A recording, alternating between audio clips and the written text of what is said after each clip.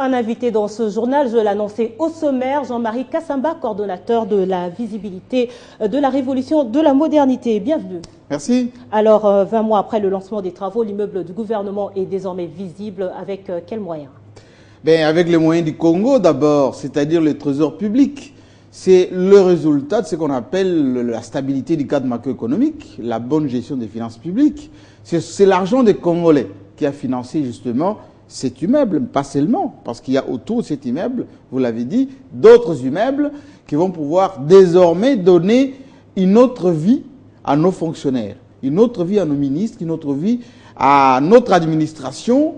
Comme vous le savez, ça fait très longtemps que nos fonctionnaires travaillent dans de très mauvaises conditions. Au fur et à mesure, Joseph Kabila leur donne de nouvelles conditions de travail. C'est ça le social, justement. Et qu'est-ce qui change en créant cette synergie ministérielle? Mais ce qui change, c'est d'abord la rentabilité, l'efficacité gouvernementale, la synergie des services de l'État. Je vous donne un exemple. Aujourd'hui, si vous voulez faire des démarches, vous allez parcourir des ministères, certains qui sont des locataires, d'autres qui sont éparpillés à travers la commune de la Gombe, d'autres qui sont dans des conditions on ne peut plus difficiles. Les archives, on ne les retrouve pas.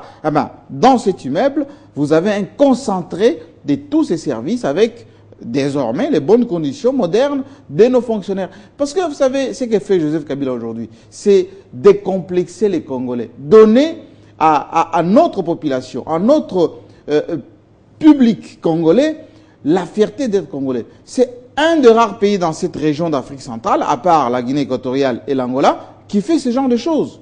Parce que, à la différence de eux, parce qu'ils ont du pétrole, beaucoup d'argent, nous avons à la fois peu de moyens, avec des difficultés, notamment la guerre, mais nous avons la volonté de faire des choses qui étonnent aujourd'hui. Voilà, vous avez parlé tout à l'heure des archives et on a vu qu'aujourd'hui, le chef de l'État a aussi inauguré le monument de l'unité nationale qui est érigé juste en face de l'hôtel du gouvernement. C'est quoi le symbole? Qu'est-ce qu'on peut retenir de la symbolique, c'est la force, c'est l'identité, c'est toute une vie de Joseph Kabila, de son père. De Patrice Emery Lumumba, c'est-à-dire la non-balkanisation de ce pays, l'unité de ce pays. Rappelez-vous que la session katangaise a été combattue par les Balobakat. Bon, Joseph Kabila Balobakat naturellement, mais il est congolais. D'abord, il inscrit là la signification de ce qui fait de lui un président nationaliste. Il ne veut pas que ce pays se divise. Il ne veut pas que ce pays connaisse tout ce qu'on nous souhaite depuis bien longtemps, la balkanisation. C'est pour ça que ces symboles au cœur de la capitale témoignent à suffisance en face de l'administration du gouvernement, ce qu'on appelle la force de l'unité nationale. Avec ces découpages de nos provinces, ça nous renvoie à ce que ça va être le pays demain. Un pays immense, mais avec le centre de gravité, c'est-à-dire ici à Kinshasa, ce monument où vous allez trouver une dame, un soldat et un enfant qui tiennent le drapeau. Pour dire quoi? Le Congo a un, il le reste, et Joseph Kabila l'a dit d'ailleurs, c'est non négociable l'unité nationale. Voilà, Jean-Marie Kassamba, on se quitte avec cette question. J'aurais pu commencer par là. C'est quoi un hôtel du gouvernement? Justement, il ne faut pas l'appeler immeuble du gouvernement, il faut l'appeler hôtel du gouvernement. Ça veut dire quoi?